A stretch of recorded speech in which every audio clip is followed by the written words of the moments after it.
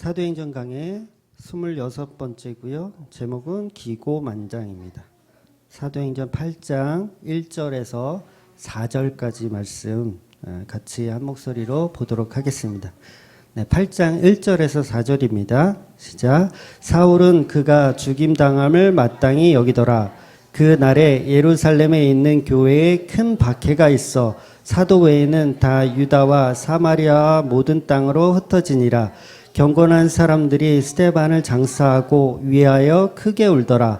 사울이 교회를 잔멸할세 각 집에 들어가 남녀를 끌어다 옥에 넘기리니라. 그 흩어진 사람들이 두루 다니며 복음의 말씀을 전할세.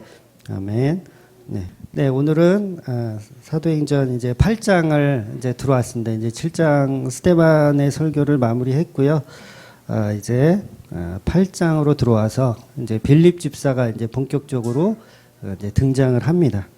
그래서 오늘은 이제 그 스데반의 죽음을 통해서 사람들이 다 흩어지는 그 장면을 우리가 1절부터 4절까지 봤습니다. 근데 흩어지는데 그냥 흩어지는 게 아니라 스데반의 죽음을 통해서 두려움이 있었겠죠. 우리도 저렇게 죽을 수도 있겠구나 하고 흩어졌는데 그냥 흩어지는 게 아니라 흩어져서도 이제 복음을 전하기 시작하는 거예요, 사람들이. 그러니까 정말 교회의 모습이라고 할 수 있죠. 정말 교회는 우리의 열심과 우리의 큰 믿음을 가지고 이렇게 막 선포하러 가는 게 아니라 우리의 연약한 상태에서 복음이 전해지는 거예요. 그러니까 와, 스데반 집사의 죽음을 보고 나는 자신 없다 하고 고향으로 갔는데 가만히 있질 못하는 거죠. 성령께서 그렇게 움직이게 하시니까. 그러니까 그곳에서도 복음을 전하는 거예요. 그러니까 예를 들어서 우리가 신사참배를 했다고 치자고요. 했다고 쳤는데 그게 마음속에 응어리가 있을 거 아니에요. 나는 참 죄인이다. 그런데 그 사람을 통해서 나오는 복음이 오히려 더 진짜라는 거죠.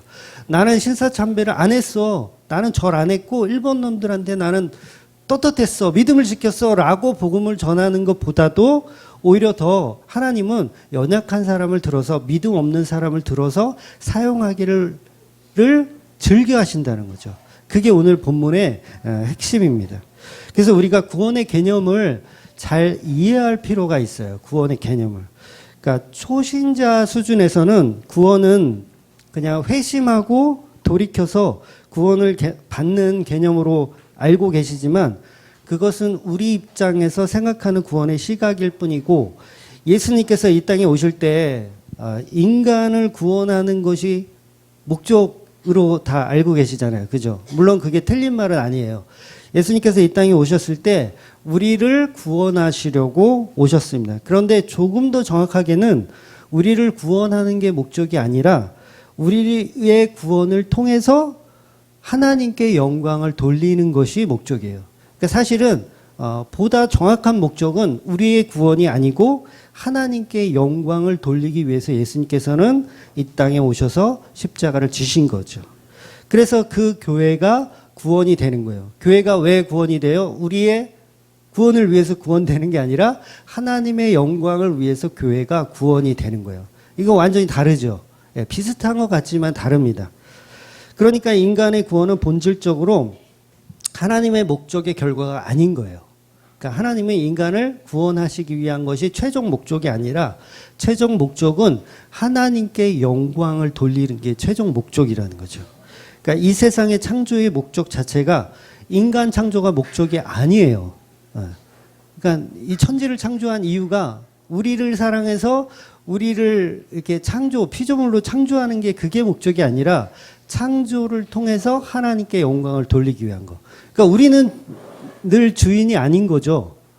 하나님의 영광의 도구들인 거예요. 도구들. 근데 전부 우리는 하나님이 우리에게 영광을 주기 위하여 우리를 지었다라고 잘못 오해하고 있습니다.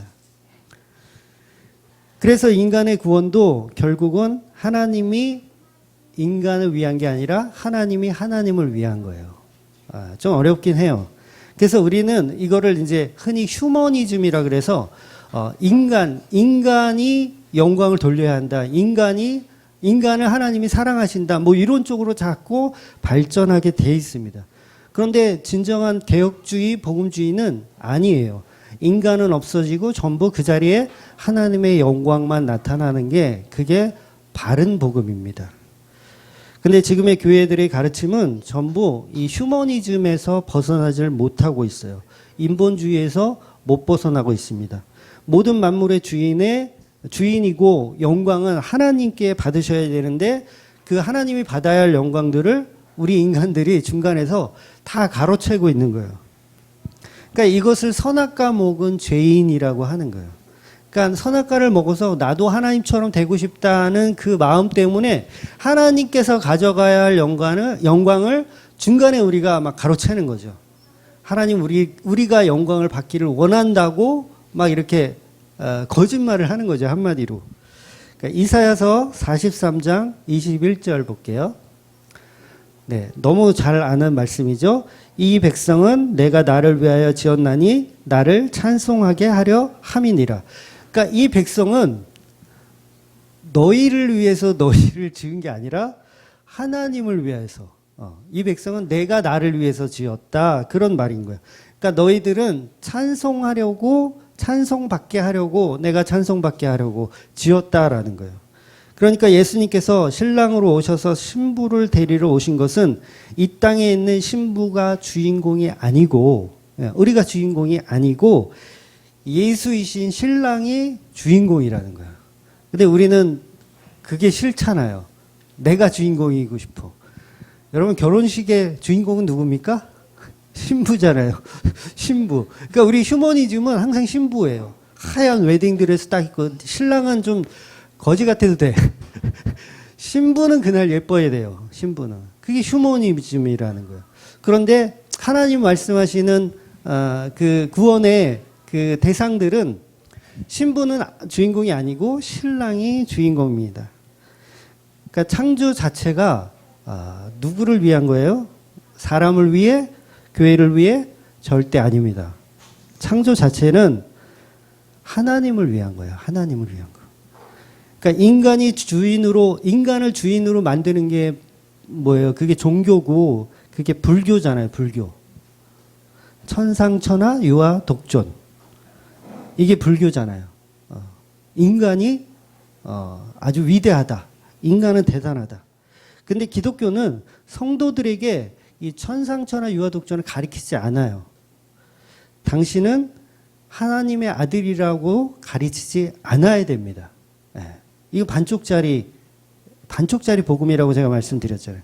그러니까 이 땅 자체가 하나님을 위해서 창조하신 거예요. 그러니까 우리는 인간이기 때문에 착각하면 안 됩니다. 이 땅을 만든 것이 우리를 위해서 만들었다고 절대 착각하면 안 되고 예수를 위하여 이 땅은 창조된 거예요. 우리 골로새서 1장 16절 볼게요.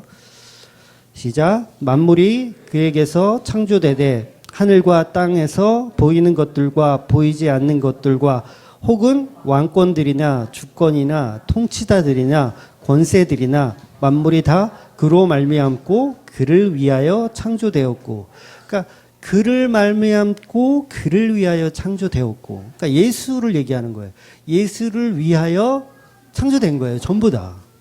그러니까 창조는 예수로 말미암아, 그러니까 예수로 말미암아 예수를 위하여 창조된 겁니다. 그러면 주인공은 전부 저와 여러분이 아니고 바로 예수 그리스도가 온전한 주인공이에요. 그래서 교회는 그걸 말하는 단체예요. 교회는 이 세상의 주인공은 예수님이다라는 것을 말하는 게 교회예요. 그런데 교회에서 인간이 주인공이다라고 말하면 그거는 교회가 아닌 거죠. 불교인 거예요. 불교. 그런데 우리는 날마다 교회에 모여가지고 이 땅의 주인공을 우리로 보고 천국에 가는 주인공까지도 나라고 생각하잖아요. 우리는 천국의 주인공이다. 이 땅의 주인공이다. 거기까지는 그래도 봐줄 만한데 천국에 가서도 천국에서도 자기가 주인공이래요. 그것을 성경은 우상숭배라고 얘기하고 있거든요. 세상의 모든 종교가 바로 이 인본주의라는 이 속에 해당되어 있습니다. 기독교만이 유일한 신본주의를 갖고 있어요. 예수만이 주인이시다. 하나님만이 주인이시다. 근데 우리는 조금만 성경에서 눈을 떼면 이 종교에서 벗어나질 못해요. 잠깐만 놔두면 전부 인본주의로 갑니다. 이건 어쩔 수 없어요. 저도 마찬가지고 여러분도 아마 마찬가지일 거예요. 신본주의 알아요. 말씀을 통해서 우리가 너무 잘 알고 있지만 조금만 풀어주면 바로 인본주의로 갑니다. 나는 왕, 나는 왕, 나는 왕자다. 막 이런 거 주일학교부터 가르치잖아요. 네. 여러분 그거 아세요? 주일학교 표가 뭐 나는 왕, 나는 왕, 나는 왕자다. 하나님이 도피성을 만들어 주시면 결국 그게 인간을 위한 겁니까? 도피성을 만들었어요. 인간을 위한 거예요? 그냥 문자적으로 보면 인간을 위한 것처럼 보이지만 도피성이 말하고 싶은 게 뭐예요? 예수 그리스도를 말하고 싶은 거잖아요. 그러면 인간을 위한 도피성은 없는 거예요. 전부 다 예수 그리스도를 위해서 도피성을 만든 거죠. 광야에서 만나가 내려요. 그 만나 뭐라 그랬어요? 예수님의 살과 피라 그랬죠. 그러면 그 만나가 우리를 위해서 존재하는 거예요? 아니잖아요. 예수님을 표현하는 거예요. 반석에서 물이 나와요. 여러분 보고 시원하게 마시고 광야 생활 잘 하라고 주신 겁니까? 아니잖아요. 예수 그리스도를 설명하기 위한 도구들이잖아요. 그럼 우리가 그거를 보면서 와, 하나님은 우리를 사랑하시는구나. 우리에게 만나도 주시고 뭐도 주시고 이렇게 하는 거는 아주 초신자적인 반응이라는 거죠. 아, 저 만나가 예수 그리스도를 주인공으로 말하고 있구나. 아, 저 도피성이 예수 그리스도를 주인공으로 말하고 있구나 라고 보는 게 성도의 자리라는 거죠. 근데 전부 도피성, 만나, 반석의 생물, 생수 전부 예수를 위하여 예수의 그림자로 나오는 것인데 우리가 성령을 못 받고 말씀을 잘 모르니까 그 모든 사건들을 가지고 나를 투영하는 거예요. 나 자신을. 하나님이 나를 위해서 존재한다. 하나님 나를 위해서 만나를 내려주시는 분이고 나를 위해서 도피성을 만들어주시는 분이고 나를 위해서 반석의 생수를 나게 하시는 분이구나라고 접근하는 거예요. 이 접근 방식이 뭐예요? 이게 인본주의라는 거예요. 휴머니즘이라는 거예요. 그러니까 조금 더 쉽게 설명을 드리면 우리가 여기 모여서 예배할 때 보통 그래요. 성령이여 오시옵소서. 우리 예배 가운데 오시옵소서. 우리 예배를 받아 주시옵소서. 이렇게 우리가 찬양하고 기도를 해요. 보통은. 근데 실제 교회가 모여서 성령을 기다리는 그 모양새가 그게 맞습니까? 네, 반대죠. 교회를 예수님께서 모으신 거예요. 그러니까 예수님이 모아서 우리를 성령 받게 하시는 거지 우리가 모였으니 이제 성령 오시옵소서 이거는 잘못된 거라는 거죠. 그러니까 우리 교회에서 성령이요 우리 이제 주일날 이렇게 모였으니 성령 이제 오시옵소서 이게 아니고 이 자체가 성령께서 모으신 거라는 거예요. 모으신 거. 그러니까 처음부터 성령은 이 안에 계셨다라는 거죠. 그러니까 예수가 계신 곳에 우리가 모인 것이지 우리 모인 가운데 예수가 오신 개념이 아니라는 거예요. 근데 우리는 마치 우리의 힘과 노력으로 교회를 일구고 만들어 놓았으니 이제 하나님이 임재하소서라는 개념으로 가면 반쪽짜리 복음이라는 거죠. 우리는 구원의 목적을 인간에게 두지만 우리는 내가 구원받는 게 중요하잖아요. 뭐가 중요해요, 여러분? 내가 구원받는 게 중요하잖아요. 우리 구원받는 게 얼마나 중요합니까? 근데 진짜 성도는요, 내 구원 상관없어요. 내 구원 상관없어요. 오직 예수 그리스도가 영광을 받기를 원하는 삶이 바로 성도의 삶이라는 거죠. 저와 여러분은 반드시 이 수준까지 가기를 원합니다. 여기까지 가셔야 그냥 나를 위한 종교 생활을 하는 게 아니라 정말 복음을 아는 거예요. 정말 복음 생활을 하는 겁니다. 신천지가요, 아무리 논리적으로 뛰어나도 굉장히 논리적으로 뛰어난 것 같아요. 제가 뭐 자세히 공부해 보진 않았지만 논리적으로 뛰어나니까 사람들이 그렇게 가잖아요. 뭐 15만, 20만 뭐 넘었다고 그러더라고요. 보면 교회에서 정말 오래 헌신 봉사했던 분들이 다 글로 빠지는 경우가 많더라고요. 그럼 뭐예요? 그러면 논리적으로 좀 잘한다는 얘기예요. 논리적으로. 근데 결국 그 논리가 뭐냐면 그 논리가 결국은 나예요. 나. 휴머니즘에서 벗어나 있질 않아요. 그러니까 14만 4천 명 안에 들어가자. 이게 그들의 논리잖아요. 그들의 논리. 그러니까 남들은 못 가도 나는 가자. 남들은 구원 못 받아도 내 가족은 구원 못 받아도 나는 어떻게든 구원 받자. 이게 14만 4천 안에 들어가자는 논리잖아요. 그러면 이 논리 자체가 이미 틀린 거예요.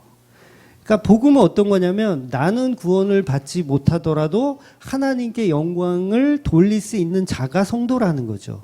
그러면 교회에 앉아서 하나님의 영광을 위한 것이 아니라 내 구원, 우리의 구원 이것을 목적으로 두고 있는 것들은 다 가짜라고 보시면 돼요. 다 가짜입니다. 그러니까 신천지는 여기서 빠져나올 수가 없는 거죠. 이 방법이 틀렸기 때문에 아무리 논리적이라도 이미 그것은 틀린 곳이라는 거죠. 근데 교회들도 신천지의 시스템을 점점 따라가려고 그래요. 왜? 부흥되니까. 그러니까 이만희 씨가 진짜 구세주라 하더라도 그 방식은 지금 틀린 거죠. 틀린 거예요. 예수님이 신천지 몸으로 지금 뭐 보혜사 성령으로 오셨다고 해도 그 방식은 예수님 방식이 아닌 거예요. 왜? 인간의 구원을 위한 목적이 아니니까. 예수님은 처음부터 끝까지 하나님의 영광을 위해서 사역을 하신 거지 인간을 구원하기 위해서 사역하신 게 아니라는 거죠. 성도는 나의 구원을, 나의 존재를 위해서 살지만, 신자들은 살지만 성도는 하나님의 영광을 위해 존재하는 자들입니다. 내가 구원을 받아도 그것은 하나님의 영광이지 나의 영광이 아니라는 겁니다. 나의 구원이 목적이다 보니까 어떤 발상들을 해요. 상급론을 또 쌓는 거예요. 차등 상급론을 쌓아서 면류관을 내가 쟁취하자. 막 이런 식으로 가는 겁니다. 이게 전부 나의 영광, 나의 구원을 때문에 생겨난 논리들인 거예요. 그런데 모든 것을 다 하나님께만 영광을 돌리면 어디다 대고 면류관을 달라고 손을 벌릴 수가 있어요. 이미 가짜인 거예요. 신천지가 아무리 논리적으로 얘기해도 천국 가서 뭐 행복하게 신천지로 살아도 그거 이미 방향성이 틀린 거라는 거죠. 결국 우리가 추구하는 게 나를 위한 구원이라면 전부 우상 숭배를 하고 있는 거예요. 바리새인하고 뭐가 달라요? 똑같죠. 바리새인도 전부 그거잖아요. 나의 구원. 반대로 세리는 어때요? 나는 구원받을 자격이 없습니다로 가잖아요. 그러니까 하나님께 영광 돌리는 게 목적이지 나의 구원이 목적이 아닌 거예요. 세리는. 그러니까 구원의 이유와 목적은 전부 하나님께 영광을 돌리는 게 그게 진짜 성도라는 거죠. 인간을 위한 구원은 처음부터 없습니다. 네, 처음부터 없었어요. 그래서 인간은 그냥 하나님을 찬양하는 자로 지어진 겁니다. 여러분이 구원을 받아서 천국 가면 여러분 뭐 할 것 같으세요? 천국 가서 뭐 하는지 아세요? 찬양해요. 찬양만 하는 거예요.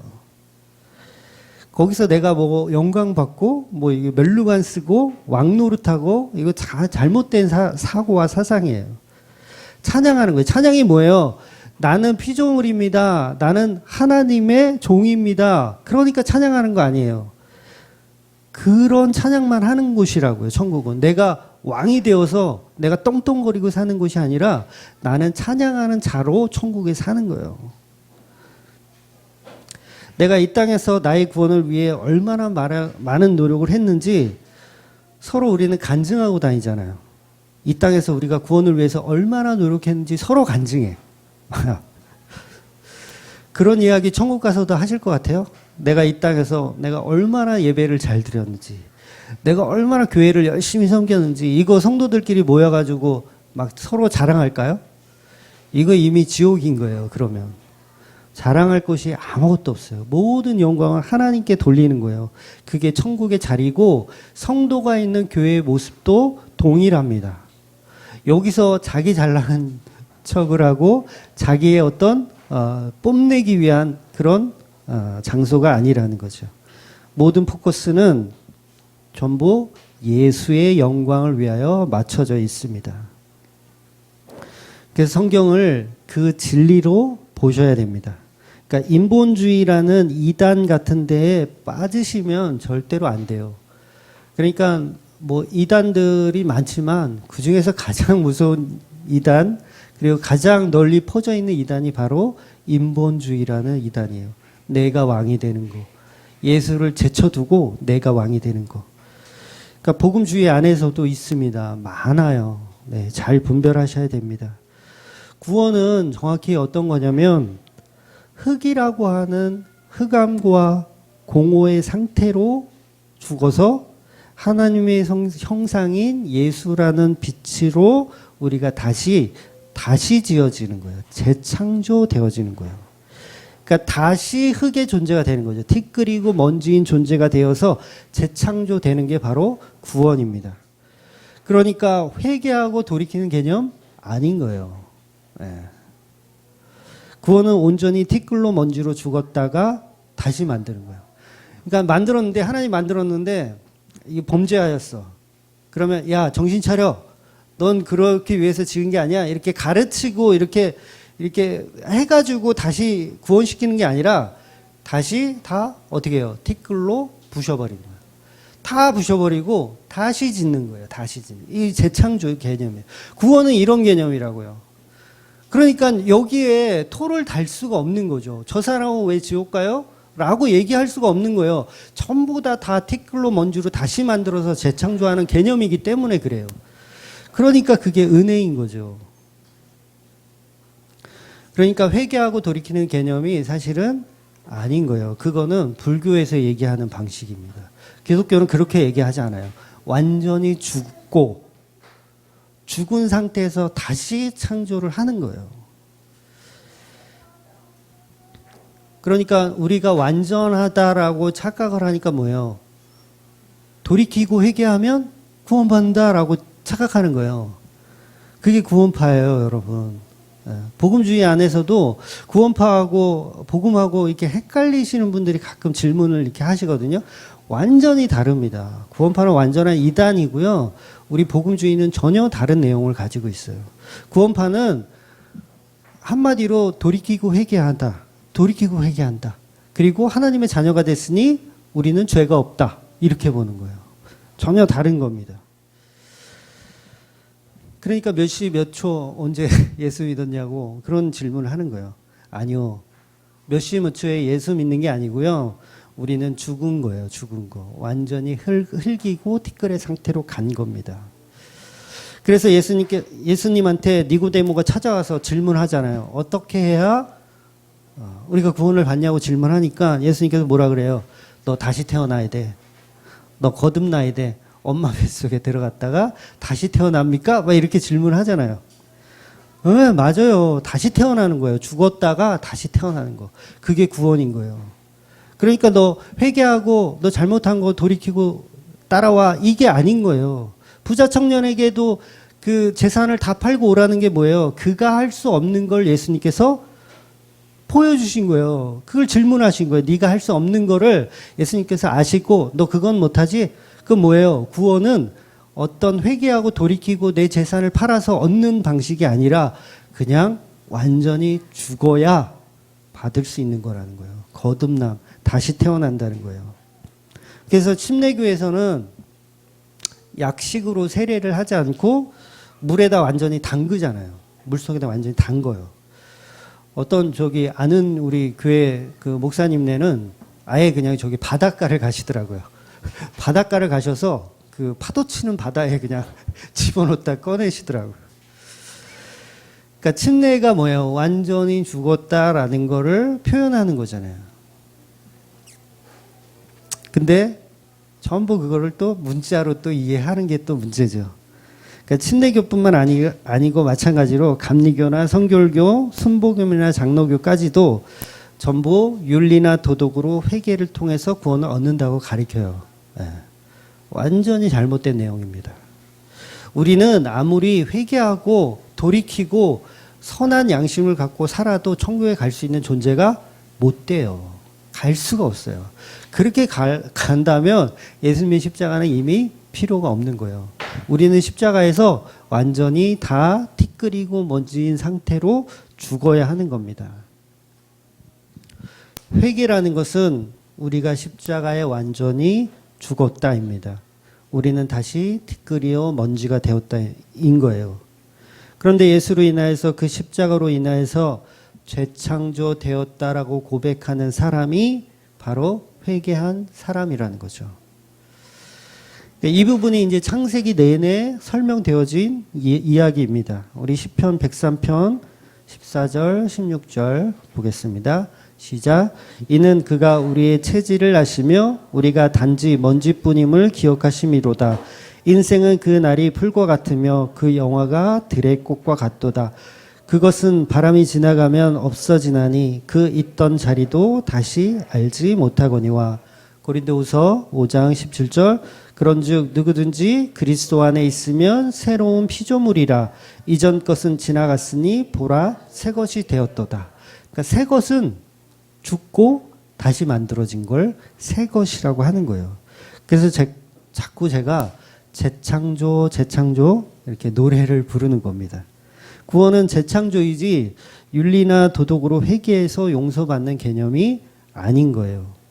그러니까 지옥 가는 사람들이 불쌍한 게 아니고 그냥 먼지인 자리로 당연히 가는 겁니다. 불쌍한 게 아니에요. 당연히 그 자리로 가는 겁니다. 그러니까 우리는 안 가는 게 아니고 우리도 가는 거예요. 우리도 먼지와 티끌의 자리로 가는 겁니다. 그렇게 갔는데 예수님의 십자가로 인해서 다시 만들어지는 게 바로 성도인 거예요.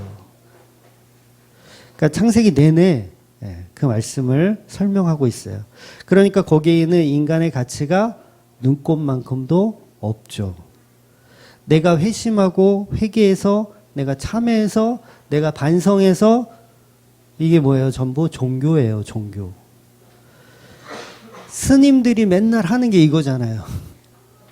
참회하고 참선하고 회개하고 누구한테 해 끼친 거 있으면 반성하고 또 고해하고 막 이런 게 스님들이 하는 거잖아요. 근데 기독교 안에서도 그것을 추구한단 말이에요. 그 다 인간의 노력이잖아요. 인간의 노력. 참회와 참선이 인간의 노력입니다. 그 인간의 노력으로는 구원이 없는 거예요. 그러니까 저와 여러분도 우리 주맘교회도 이 종교에서 빠져나오셔야 돼요. 종교에서 빠져나와야 돼요. 하나님을 섬기고 예수를 발견한 게 아니고 우리는 우리 스스로 교회라는 우상을 만들어 가는 거예요. 그러니 우리가 내 교회 이렇게 얘기하는 거예요. 이 구원의 자리를 모르니까 그 원리를 모르니까 그런 소리를 하는 겁니다. 그러니까 이혜원 목사는 왜 그렇게 사람의 노력과 행위를 다 무시하냐고 이렇게 따지시는 분들이 있어요. 인간의 가치를 왜 그렇게 무시하냐. 그렇잖아요. 전부 티끌이다 먼지다. 가만히 좀 있어라. 이렇게 설교하니까. 그러니까 성경이 모든 영광은 하나님께라고 구구절절히 써져 있잖아요. 일일이 제가 찾아드리면 밤을 새도 못할 거예요. 성경이 구구절절히 모든 인간의 구원의 목적은 전부 하나님을 위한 거, 하나님의 영광을 위한 거라고 다 있어요. 그런데 왜 인간의 가치를 까냐고 그러면 뭐 어떡하겠다는 거예요. 성경이 까고 있는데 도대체 누가 이상한 거예요? 응? 진리를 볼 생각은 안 해요. 인간의 가치를 드높이고 싶은 거죠. 하나님이 사람을 통해서 이래요. 그건 뭐 틀린 말은 아닙니다. 천국을 침노하는 자들의 것이래요. 네, 맞아요. 틀린 말은 아니에요. 그런데 그것을 인간의 열심과 노력과 수고하는 것, 그것을 하나님이 기뻐하신다라고 말하지 않는다는 거예요. 성경은 분명 모든 인간은 하나님의 영광에 이르지 못한다고 분명히 기록하고 있습니다. 그렇게 정의하고 있어요. 모든 인간은 하나님의 영광에 이르지 못한다. 그럼에도 불구하고 인간은 인간의 가치를 높여서 하나님께 영광을 돌린다고 으름장을 놔요. 내가 뭔가 잘했어, 상 받으면 하나님께 영광을 돌리겠습니다 라고 얘기해요. 이게 뭐예요? 이게 이미 틀린 거예요. 그건 전부 선악과 목은 인간이라는 것을 스스로 증명하고 있는 셈일 뿐입니다. 로마서 3장 23절 모든 사람이 죄를 범하였음에 하나님의 영광에 이르지 못하더니 하나님은 신구약 성경 모두에서 인간의 열심으로 만들어 놓은 제사를 안 받는다고 반복적으로 점층적으로 말씀하고 있어요. 인간이 노력한 수고의 결과물 어떤 제사든 하나님 안 받으신대요. 계속해서 우리는 우리가 만들어 놓은 가치들로 하나님을 예배하려고 하죠. 이게 인간의 본성은 거기서 빠져나오지 못해요. 가인의 피땀 눈물의 제사를 우리는 계속 들고 오려고 노력을 하고 그리고 노아의 후손들의 했었던 그 바벨탑을 쌓아서 영광을 돌리려고 하는 거예요. 하나님이 싫어하는 10가지 우상들을 만들어서 또 그거를 하나님이라고 착각하면서 하나님께 영광을 돌렸다고 우리는 스스로를 만족시키죠. 그것을 예배라고 포장합니다. 우리에겐 예수 그리스도의 십자가 말고는 아무 가치가 없다는 걸 여전히 모르고 있는 거죠. 그럼 교회에서 가장 가치 있는 예수 십자가 말고는 없다고 얘기하는 게 맞잖아요. 교인이 평생 한두 명밖에 없어요. 목사가 목회를 하는데.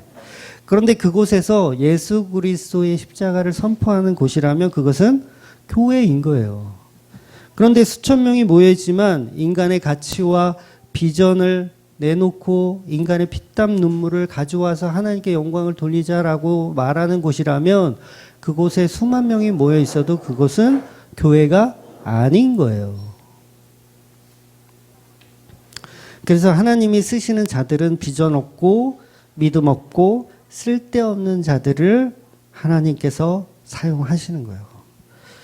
모세도 그랬어요. 모세가 무슨 비전이 있어요? 가라는데 애굽으로 가라는데 도대체 가기 싫은 거야. 비전이 없다는 얘기죠. 가기 싫어요. 못 가요. 저는 그럴 만한 능력도 없고 믿음도 없고 아무것도 없어요. 안 가요. 때를 쓰는 거예요. 우리의 그 용사 기드온 아시죠? 기드온. 양털 가죽으로 하나님을 테스트하는 인간이에요. 하나님 나보러 뭘 좀 하라는데 도대체 하나님 맞아요? 이거 확신을 저한테 주세요. 양털 가죽으로 이슬이 맺히나 안 맺히나 요거 테스트하는 양반이 기드온인 거예요. 전쟁하던 분도 아니고 용사도 아니에요. 그냥 농사 짓던 분이세요. 기드온은. 비전 없어요. 믿음 없어요. 그런 인간들을 데려다가 하나님이 쓰시는 거예요. 그러니까 인간들이 비전을 품는 순간 이미 하나님은 쓰기가 싫어지시는 거예요. 사울이 그랬잖아요. 사울이. 지 잘난 맛에 기고만장하니까 하나님 버리시는 거예요. 성경 어디에도 인간의 가치를 전부 묵살시키는 내용들 밖에는 없습니다. 그냥 인간의 가치는 다 묵살당하고 십자가만 덩그러니 남는 것이 그것이 교회입니다. 그 밑에 우리들은 그냥 무기력하게 아무런 비전과 꿈도 없이 그냥 그 십자가를 바라보고 있는 자들이 바로 성도의 자리라는 거예요. 우리는 앞이 보이지 않는 비전이 없음을 들고 믿음으로 가는 사람이에요. 비전이 있으면 그 믿음 아니잖아요. 하나님이 저한테 꿈에 나타나서 10년 후에 너는 1000명의 성도를 거느릴 목사가 될 거야 라고 비전을 심어주시면 그거 믿음 아니잖아요. 그게 무슨 믿음이에요. 점쟁이 찾아가서 야 너는 46살에 이제 대박이 날 거야. 그러면 그게 무슨 믿음이에요. 히브리서 11장 1절 믿음은 바라는 것들의 실상이요 보이지 않는 것들의 증거니라. 보이지 않는 걸 믿는 게 믿음이라는 거죠. 다 보여주고 다 확인시켜주면 그건 믿음이 아니라는 거예요. 그러니까 우리에게 비전과 꿈이 있으면 그건 믿음이 아니라는 거죠. 비전이 없고 꿈도 없어요. 능력도 없어요. 그런데 하나님을 따라가는 게 그게 성도의 자리라는 거예요. 예수님께서 십자가를 지고 가시면서 우리를 따르라고 한 말은 여러분도 그 스데반처럼 이게 베드로처럼 십자가에 이렇게 거꾸로 달려서 뭐 처형당하라는 그런 말이 아니에요. 잘 이해하고 들어오세요. 예수님께서 너희도 각각 너희 십자가를 지고 나를 따르라, 이 말이 너네들 다 십자가 지고 순교해라, 이 말이 아니라고요. 그러니까 우리는 흙으로 돌아가야 할 그런 존재들이다. 십자가의 길만이 바른 길이다. 예수 그리스도의 십자가만이 구원의 길이다라는 것을 설명하는 것이고, 예수 그리스도만이 유일한 진리이고 생명이라는 걸 말씀하시는 거지, 예수님이 당한 고초를 여러분도 똑같이 수고와 노력으로 견디라는 얘기가 아니에요. 그러니까 흔히 우리가 뭐 미자립 교회 목사님들이 특히 그런데 뭐 선교사님도 그렇고 금전적으로 이렇게 어려우니까, 금전적으로 어렵고 막 박해받고 막 이러면 전부 뭐라고 얘기하냐면, 이건 나한테 해당된 십자가를 지고 내가 지금 가는 중이야 라고 얘기하잖아요. 그 말 아니라고요. 그런 표현 아니라고요. 예수님이 하신 말씀은. 그러니까 우리의 어떤 아픔, 고통 뭐 이런 거를 다 십자가라고 포장해버려요. 이것도 휴머니즘이에요. 십자가는 그것이 진리라는 것을 설명하는 것이지, 너희도 나처럼 고초당하고 개고생하고 뭐 이렇게 뺨 맞고 뭐 이런 삶을 살라는 게 아닌 거예요. 십자가 지라는 말은 그 말이 아니고, 그거는 이제 불교에서 말하는 방식이에요. 고행해라, 참선해라, 뭐 이런 거를 우리는 또 십자가라고 다 연결시키잖아요. 우린 답을 못 찾는 거예요. 도대체 그 진리가 뭔지 답을 못 찾아요. 십자가를 지라는 말은 불교에서 말하는 고행이 아니고, 어떤 108번뇌 뭐 이런 거 아세요? 108번뇌 불교에서 말하는 거, 뭐 100일 기도 같은 게 아니에요. 십자가를 지라니까 전부 교회에 앉아서 108번뇌 하고 있어. 100일 기도하고 1000일 기도하고. 예수님이 그런 얘기로 십자가를 지라는 게 아니에요. 그 십자가만이 유일한 진리라는 것을 선포한 거죠. 근데 우리는 지난주에 말씀드린 대로 반쪽짜리 복음밖에 없다 보니까 계속 그것을 추구합니다. 불교에서 추구하는 십자가 지고 가는 그런 것들을 우리도 계속 추구하고 있는 거예요. 십자가의 제물에는 관심도 없고 인자에는 관심도 없고 하나님의 아들 되신 거에만 관심이 있어요. 그러니까 우리 찬양도 그런 찬양 있잖아요. 옛날에 많이 불렀는데, 나를 사랑하는 주님, 나를 위해 죽으시고. 전부 나예요. 나 목적이 나야. 예수가 죽은 건 나를 위해서 죽은 거야. 아니요, 너를 위해서 죽인 게 아니고 하나님의 영광을 위해서 죽으신 거예요. 그러니까 겟세마네 동산에서 기도할 때 예수님이 그러잖아요. 이 잔을 내게서 거두어 주옵소서. 그러나 내 뜻대로 마옵시고 하나님 뜻대로 하옵소서. 이게 뭐예요? 하나님의 영광을 위해서 죽는 거예요. 내가 저 자빠져 자고 있는 새끼들을 위해서 내가 십자가에 죽어야 되니? 이게 아니라 하나님의 영광을 위해서 죽는 거예요. 예수님은. 그러니까 진리를 아무것도 모르니까 전부 성경을 일부러 부각시켜서 전부 제자들에게, 우리 인간들에게 포커스를 맞추는데 그건 잘못된 거예요. 교회를 위해서 예수가 죽은 것이 아니라 예수님은 하나님의 뜻에 의하여, 하나님의 영광에 위하여, 하나님의 언약에 따라 죽으신 거예요.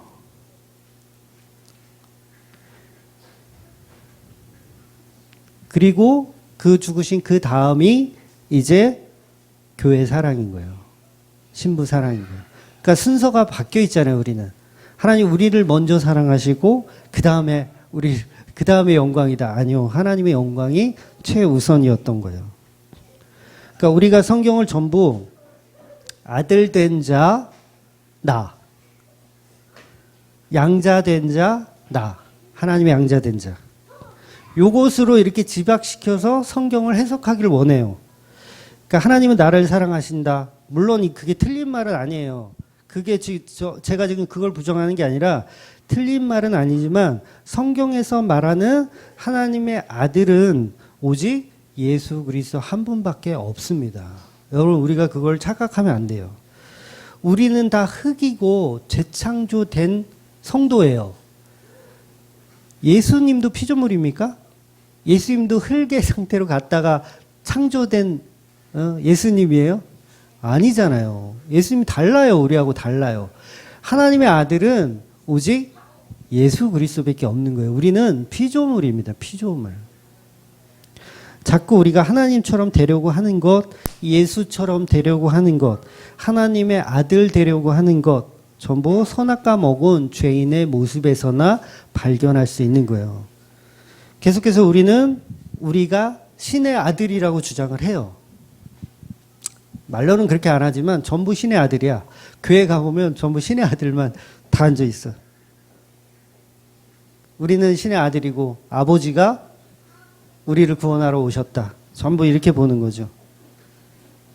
그 아들이 죽으면서까지 우리를 구원하셨다.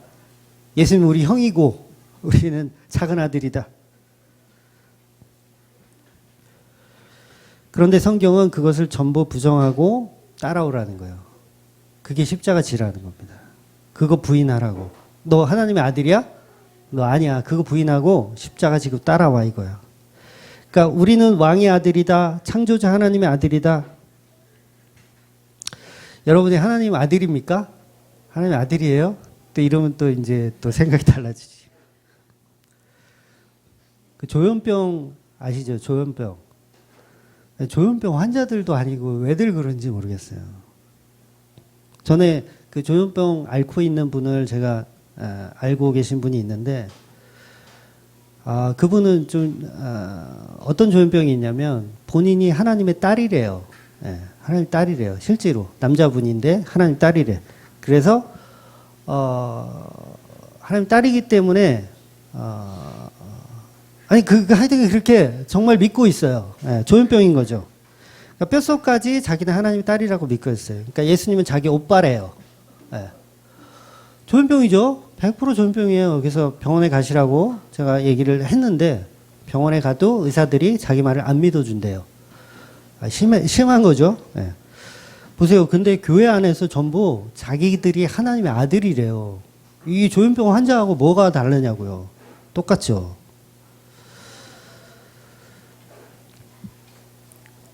예수님이 우리에게 친구라는 표현도 하세요. 친구라는 표현도 하고 신부라는 표현도 해요.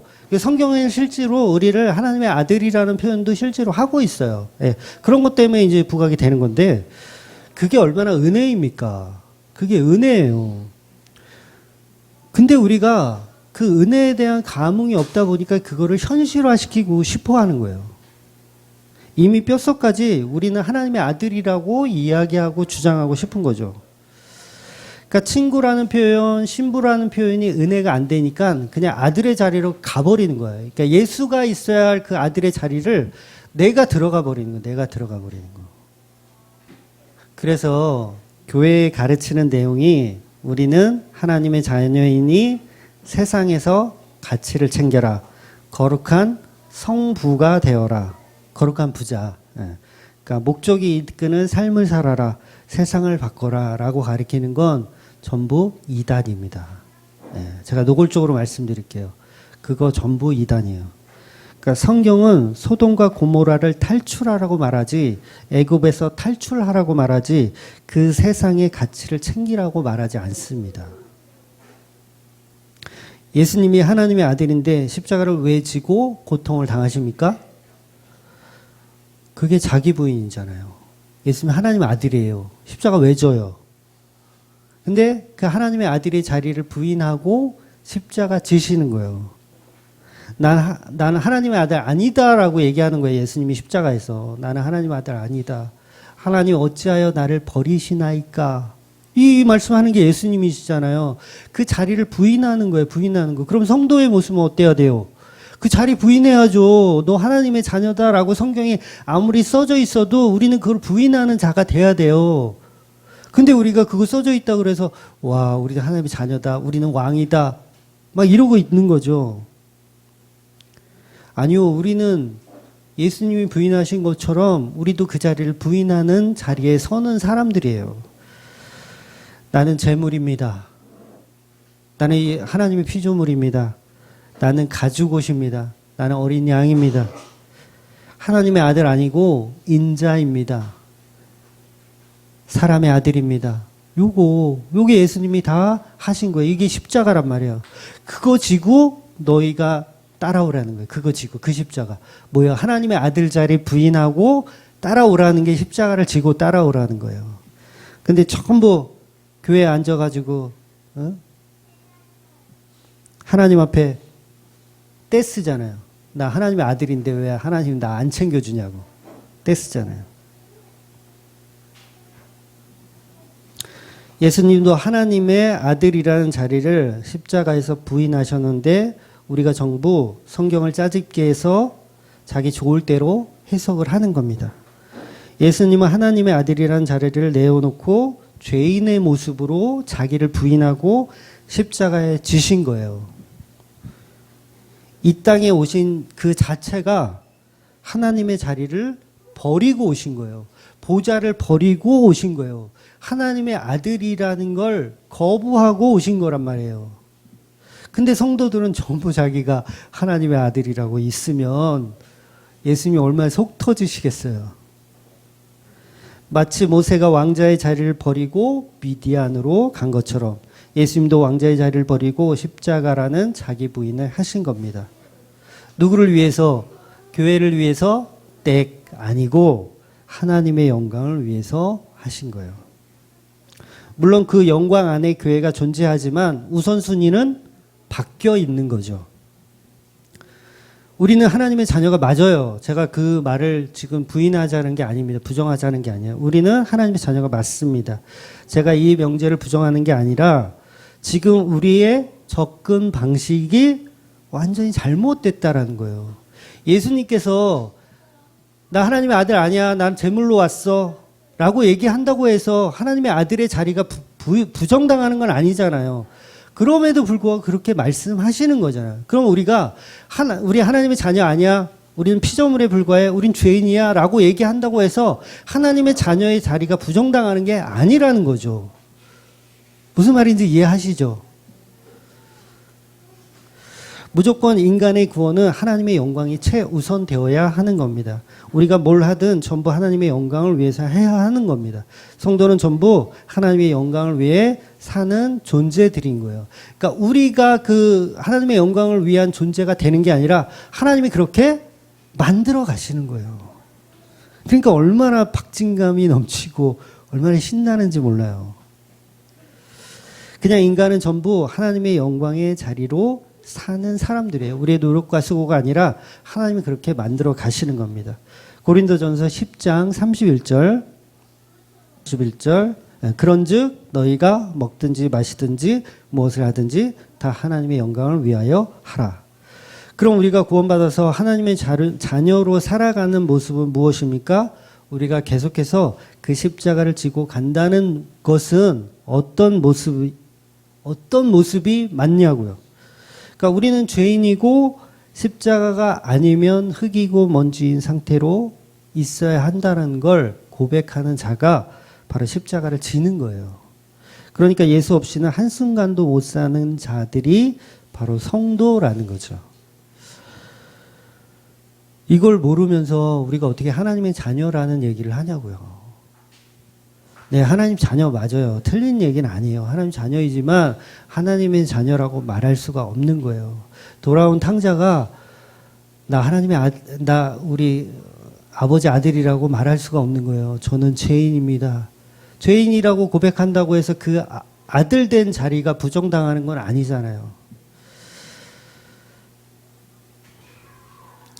바로 이렇게 우리 입으로 우리가 하나님의 아들이라고 떠드는 자들이 바로 기고만장한 사람들이라는 거예요. 우리가 오후에 출애굽기를 보고 있지만 출애굽기 4장 22절에 이런 말씀이 있습니다. 혹시 말씀 있나요? 4장 22절? 출애굽기 없나요? 네, 제가 읽어드릴게요. 출애굽기 4장 22절. 너는 바로에게 이르기를 여호와의 말씀에 이스라엘은 내 아들 내 장자라. 네, 이런 표현이 있어요. 이스라엘 민족한테 하나님이 이스라엘 너는 내 아들이다 내 장자다 이런 표현을 하세요.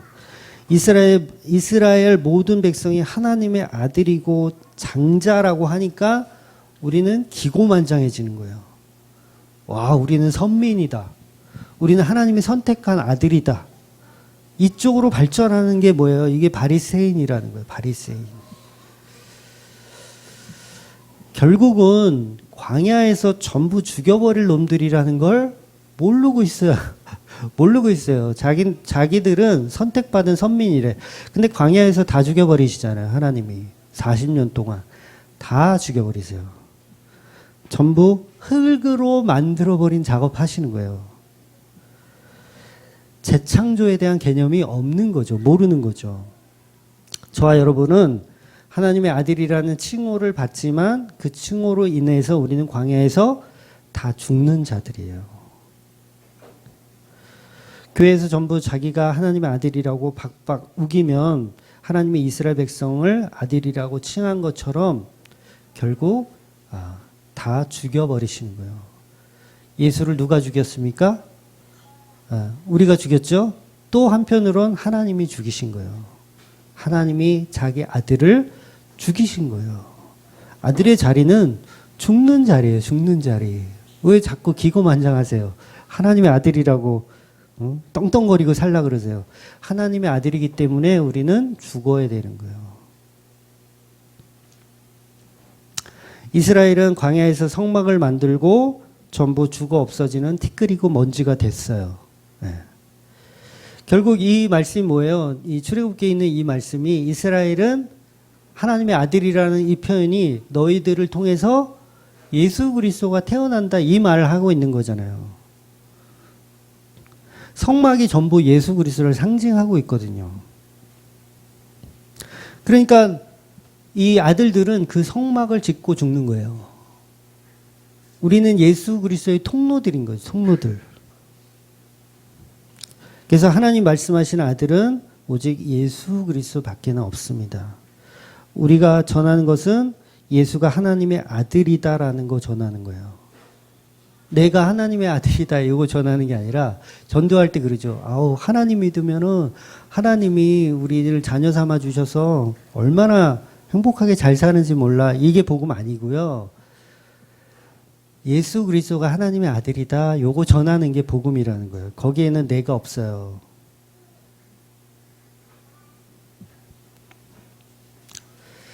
자기가 하나님의 아들이라고 전하는 게 그게 조현병 환자지. 그게 사도행전 9장 20절 볼게요. 사도행전 9장 20절. 이건 있을 텐데. 저 앞쪽에 아마 9장 20절. 시작. 즉시로 각 회당에서 예수가 하나님의 아들이심을 전파하니. 그러니까 바울이 자기가 바리새인일 때 바울이 자기가 바리새인일 때 나는 하나님의 아들이다라고 복음을 전했어요. 그동안은. 그런데 예수님 만나고 나서 그게 아닌 거 알은 거야. 내가 하나님의 아들이 아니라 나는 죄인이고 하나님의 아들은 따로 있었구나 이거 안 거예요. 그리고 나서 다메섹에서 회개하고 나서 전하기 시작하는 거예요. 이게 지금 우리가 9장 20절에 읽은 내용이에요. 즉시로 각 회당에서 예수가 하나님의 아들이심을 전파하니.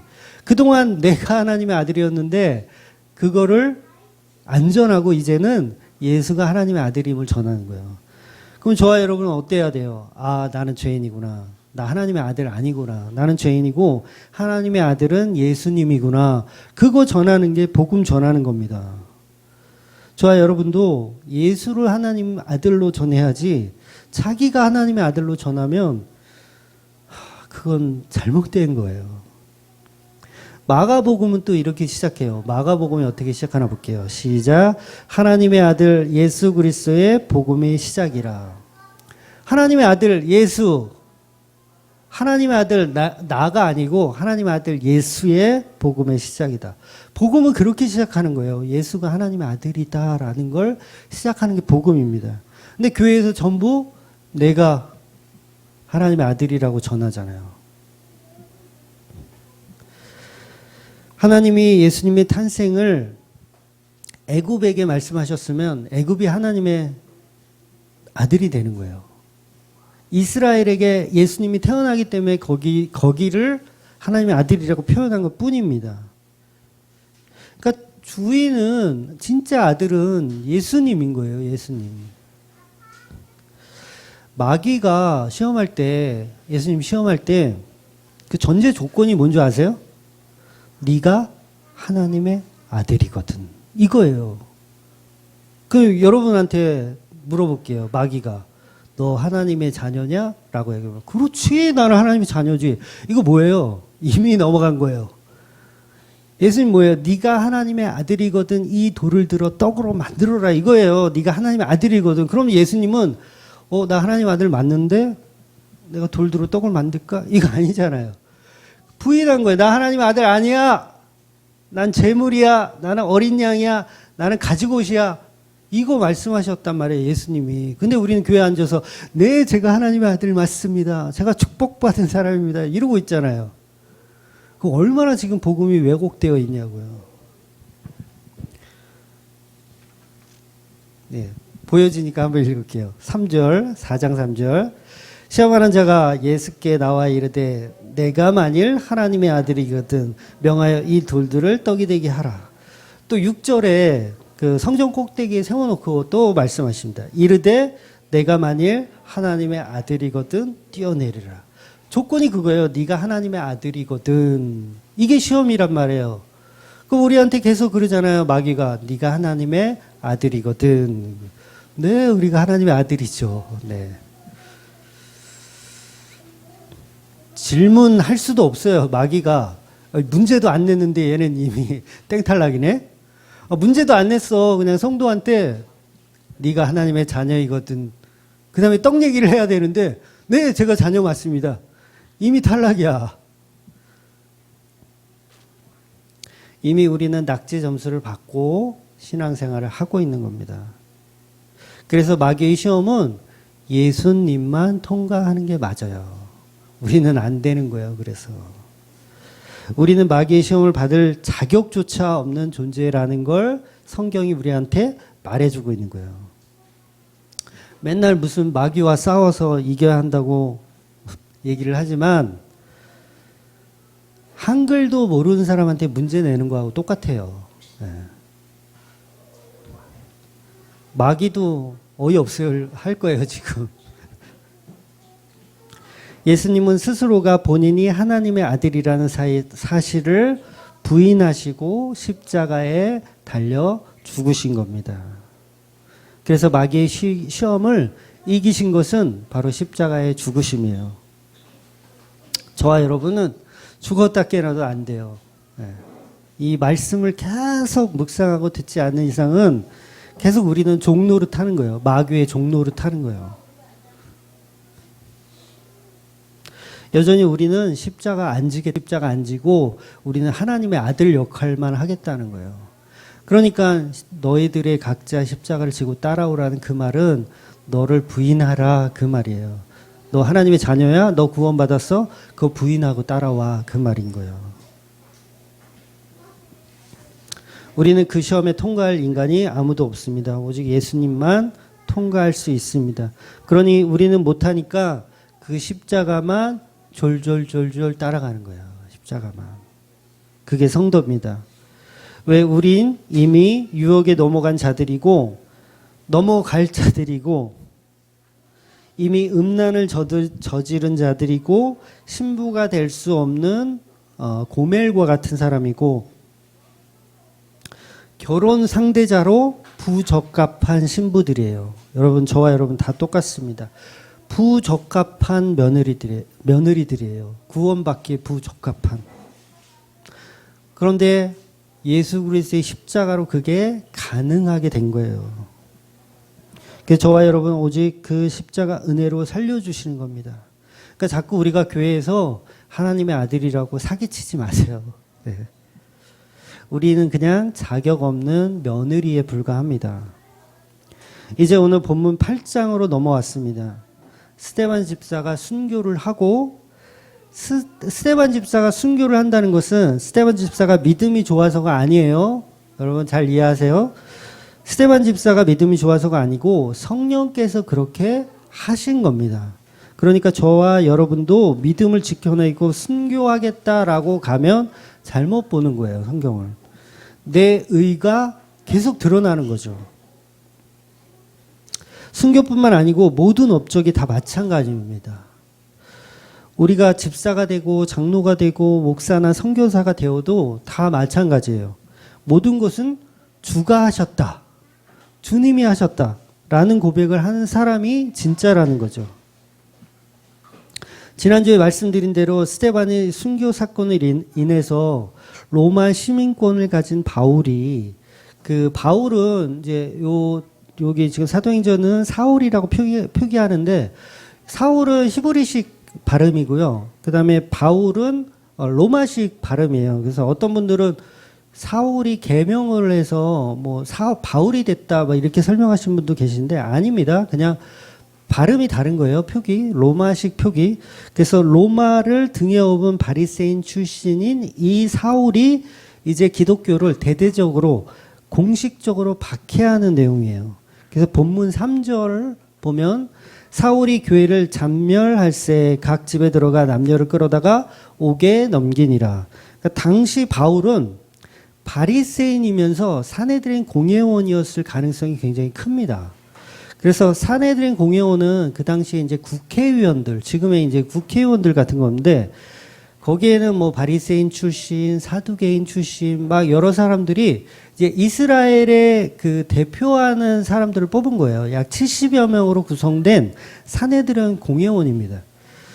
그래서 민수기에 보면 이제 70인 장로라는 게 나오거든요. 70인 장로에서 이제 모티브를 받아가지고 유래되어서 사내들인 공회원들이 70여 명으로 구성되어 있어요. 그래서 7장에 보면 스데반이 설교 중에 애굽으로 들어간 야곱의 가족을 75명이라고 언급을 해요. 실제로 출애굽기 1장 5절에는 애굽으로 들어간 가족의 숫자가 70명이라고 기록하고 있거든요. 그래서 5명 차이가 나잖아요. 그래서 제가 어떻게 설명드렸냐면 요셉의 식구들은 제외했을 거다라고 제가 설명을 드렸어요. 근데 70인역 번역본에는 75명으로 번역을 해놨다고 하더라고요. 그러니까 스데반이 70인역을 공부해서 75명을 말했을 수도 있지만 공회원들을 향해서 맞춤형 설교를 했다고 봐도 틀린 말이 아닙니다. 그래서 공회원들 숫자가 제사장들을 포함해서 75명으로 보는 견해도 있어요. 그러니까 뭐 이건 중요한 것은 아니고 아무튼 사도 바울은 이 사내들의원 공회원이면서 바리새인이고 로마의 시민권을 가지고 있는 사법권을 행사할 수 있는 아주 막강한 권력을 가진 사람이 이제 박해를 시작하는 거예요. 그래서 사도 바울이 공회원들의 권력을 등에 업고 기독교를 박해하러 다닙니다. 그러니까 다메섹까지 쫓아와서 전부 잡아다가 족치려고 이제 바울이 이제 사역을 쓸데없는 사역을 시작을 하는 거죠. 한마디로 바울은 아직 나쁜 성도예요. 아직 복음을 깨닫지 못한 나쁜 성도. 저와 여러분의 과거에도 그랬었고 또 현재 진행형인 분도 아마 있을 겁니다. 그럼 바울이 이제 본격적으로 교회를 박해하기 시작하는 겁니다. 그 박해로 인해서 12사도 외에는 대부분의 사람들이 다 흩어져요. 그러니까 3,000명, 5,000명 막 회개하고 그랬었잖아요. 베드로가 설교했을 때. 그 사람들이 대부분 헬라파 유대인들인데 그 헬라파 유대인들이 이제 사마리아와 유대와 이제 그 소아시아와 전부 다 흩어지는 겁니다. 그래서 디아스포라라고 하는 그 일들이 이제 전 세계로 흩어지는 거죠. 그러니까 예루살렘 교회에 남아 있는 사람들은 이제 12사도와 몇 명만 이렇게 남아 있고 나머지는 전부 흩어지는 거예요. 그러니까 예루살렘 교회에 계속 있다가는 스데반처럼 죽거나 감옥에 가거나 그러니까 고난당하기 일단 싫으니까 다 흩어지는 겁니다. 1절 볼게요. 1절 사도행전 8장 1절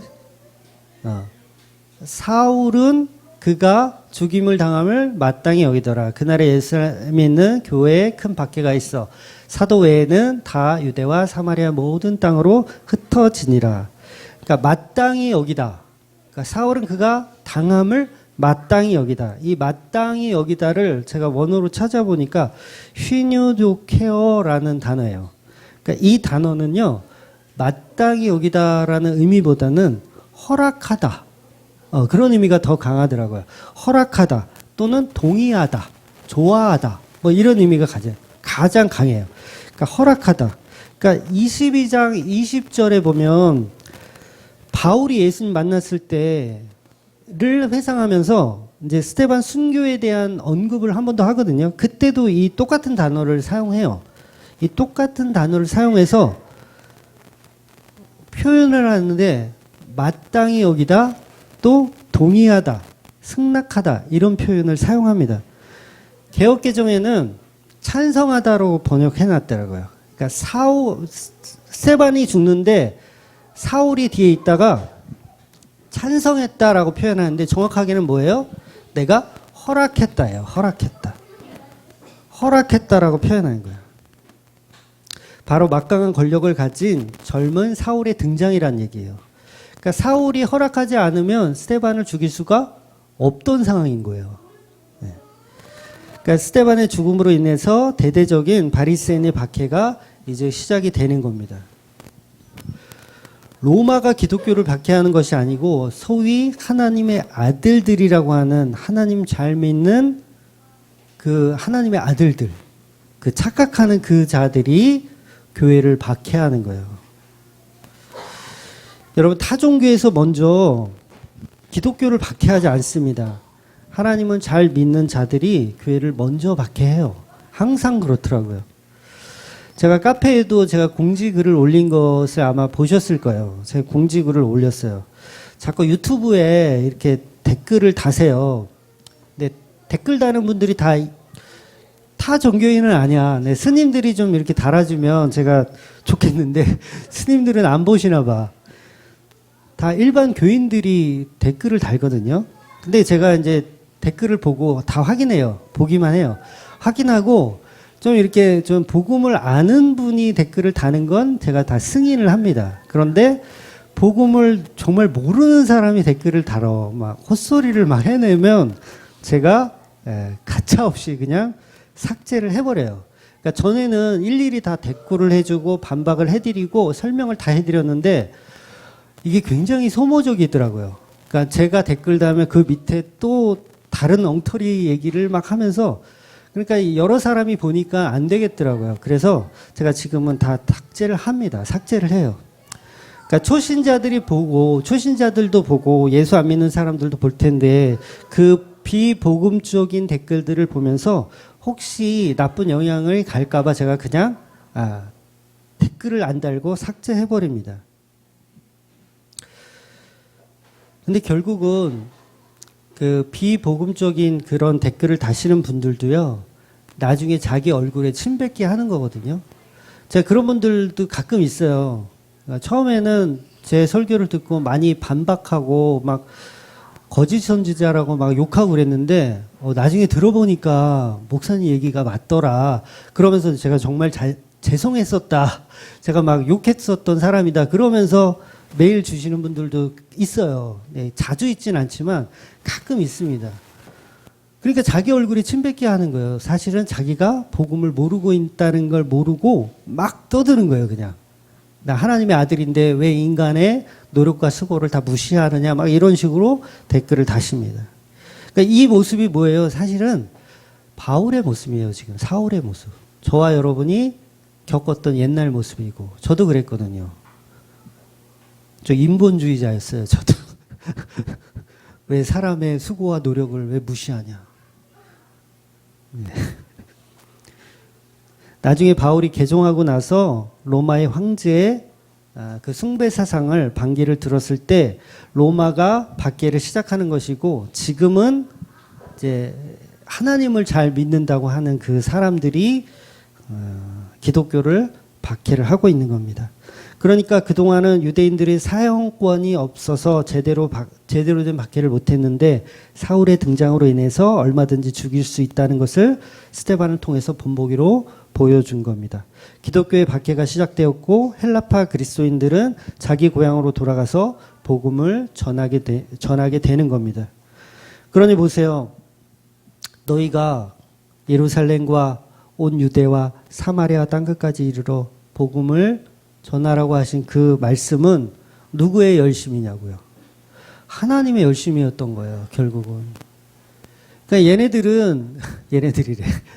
예루살렘에 모여가지고 사마리아와 땅끝까지 이르러 복음을 전하라고 한 그 예수님의 말씀을 알잖아요. 아는데 거기 있는 거예요, 그냥. 여기가 좋사오니, 와, 우리 교회 하면서 있는 거예요. 그러니까 예수님께서 스데반의 죽음을 통해서 이들을 해산시키는 거예요. 해산시키는 거야. 야, 예루살렘과 땅끝까지 이르러 복음 전해라고 해산시킨 거야. 그러니까 결국은 이 복음도 하나님의 열심으로 하나님이 하신 거예요. 안 하려고 하는 성도들 데려다가 하나님이 강제로 시키시는 거예요. 하나님이 스데반의 순교를 시켜서 하나님의 열심으로 그 일을 하나님이 해내시는 겁니다. 그래서 하나님은 우리의 꿈과 비전 상관없이 일하시는 거예요. 그러니까 예루살렘 교회에 비전이 있어요? 없어요. 없어야 돼요. 네. 바울 무슨 비전이 있어요? 비전 없어요. 베드로 무슨 비전이 있어? 틈만 나면 고기 잡으러 가려고 그러고 비전이 없어요. 저도 불과 6년 전만 해도 6년 전, 7년 전만 해도 제가 이렇게 설교하고 있을 거라는 건 상상도 해본 적이 없어요. 한 번도 저는 상상해 본 적 없어요. 물론 어릴 때는 20살 때 뭐 이럴 때는 목사가 한번 돼볼까 이런 상상을 한번 해본 적은 있어. 근데 최근에는 없었거든요. 한 번도 없었거든요. 미리 알았다면 얼마나 기고만장했을까요? 네. 교회에 성공하는 법, 네. 그런 책 있어요. 서점에 가면 교회에 성공하는 법, 목회 성공하는 법. 제가 교회 개척하고 2014년도에 교회 개척하고 한 10권을 샀어요. 제가 서점에서. 네. 비전 없었어요. 아니, 처음부터 제가 뭐 알고 시작한 게 아니에요. 그냥 끌려가는 거. 부흥하는 법 열심히 공부해서 내가 부흥시키자. 알았으면 더 기고만장해졌을 거예요. 모르니까 가는 거예요. 근데 믿음도 비전도 전혀 없는 그런 사람을 데려다가 쓰시는 게 하나님의 스타일이더라고요. 예. 이제 다음 주부터는 이제 빌립 집사가 이제 본격적으로 등장을 합니다. 그래서 사마리아와 땅끝까지 이르러 내 복음을 증거된다는 그 자리에 사도가 들어가는 게 아니라 일개 집사가 그 일을 감당해내요. 집사가 무슨 비전이 있었겠어요? 예수님과 동고동락도 안 했는데 아무런 꿈도 없었고 아무런 비전도 없어요. 그런데 그 비전과 꿈이 있는 사도들을 데려다 쓰는 게 아니라 아무것도 없는 그런 집사, 교회에서 봉사나 하고 이렇게 밥이나 퍼주던 그 빌립 집사를 데려다가 사마리아로 보내서 거기서 성령 받게 해서 복음을 전하게 하는 거예요. 어쩜 목사라는 타이틀이 있는 사람보다 아무것도 없는 여러분들이 하나님이 더 귀히 쓰시는 사람이라는 겁니다. 복음을 바로 배우시는 게 가장 중요해요. 하나님이 이끄시는 대로 움직이는 그런 성도가 되시는 게 가장 중요합니다. 목사고 집사고 뭐 장로고 이거 하나도 필요가 없어요. 하나님 앞에는 그런 게 필요가 없어요. 네. 모든 성도가 동일하게 하나님의 도구로 사용되어집니다. 거기에 우리의 기고만장을 내려놓고 오직 하나님의 일하심대로 그냥 자기를 부인하고 내가 하나님의 아들임을 부인하고 십자가를 지는 그 자리로 가는 저와 여러분 되시기를 주의 이름으로 축원드립니다. 아멘. 기도하겠습니다.